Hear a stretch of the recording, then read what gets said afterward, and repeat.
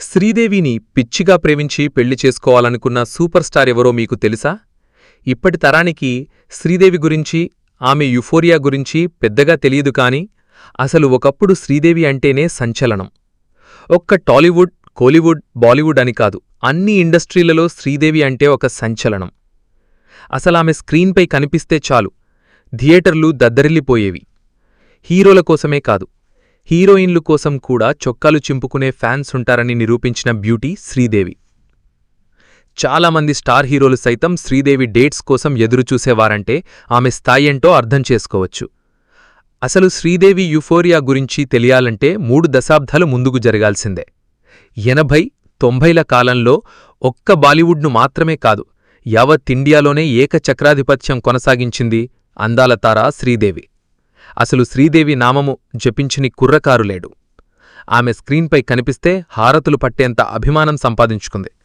ఆమె అందానికి దాసోహం అవ్వని పురుషుడు లేడు. అంతటి శిల్పి, చెక్కిన రూపం తనదే.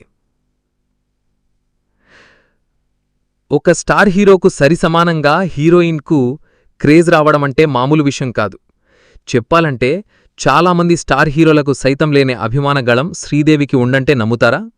అసలు సినిమాల్లో హీరోయిన్గా ఆమె నటిస్తుందని తెలిస్తే చాలు డిస్ట్రిబ్యూటర్లు సైతం షూటింగ్ కంటే ముందే అడ్వాన్స్ ఇచ్చి మరీ రైట్స్ను లాక్ చేసుకునేవాళ్లంటే ఆమె క్రేజ్ ఏ రేంజ్దో ప్రత్యేకించి చెప్పనవసరం లేదు. అంతేనా, ఆమెపై మనసు పడిన హీరోలు కూడా ఎందరో. కాగా ఈ స్టార్ హీరో శ్రీదేవికి ప్రపోజ్ చేయాలని అనుకున్నాడట. కాని కరెంటు పోవడంతో బ్యాడ్ సైన్గా భావించి వెనక్కి తగ్గాడట. ఇంతకీ ఆ హీరో ఎవరా అనుకుంటున్నారా? ఆయన మరెవ్వరో కాదు, మన సూపర్ స్టార్ రజనీకాంత్. రజనీ ఒకప్పుడు శ్రీదేవిని పిచ్చిగా ప్రేమించాడట. అంతేకాకుండా శ్రీదేవి తన కొత్త ఇల్లు ఫంక్షన్ చేసినప్పుడు రజనీకాంత్ని పిలిచిందట. అప్పుడు రజనీకాంత్ ఎలాగైనా శ్రీదేవికి ప్రపోజ్ చేయాలని అనుకున్నాడట. ప్రపోజ్ చేయడానికి వెళ్ళినప్పుడు సడన్గా కరెంటు పోయిందట. దాంతో రజనీ ఇది బ్యాడ్ సైన్గా భావించి అక్కడితో ఆగిపోయాడట. ఆ తర్వాత మళ్లీ శ్రీదేవితో ఎప్పుడూ తన లవ్ మ్యాటర్ చెప్పలేదట.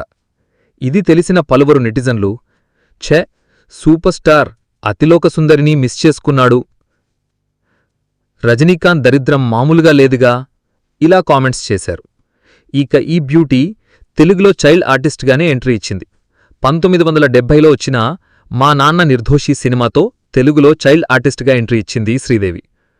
ఒక్క తెలుగులోనే దాదాపు 20కి పైగా సినిమాల్లో చైల్డ్ ఆర్టిస్ట్గా నటించింది.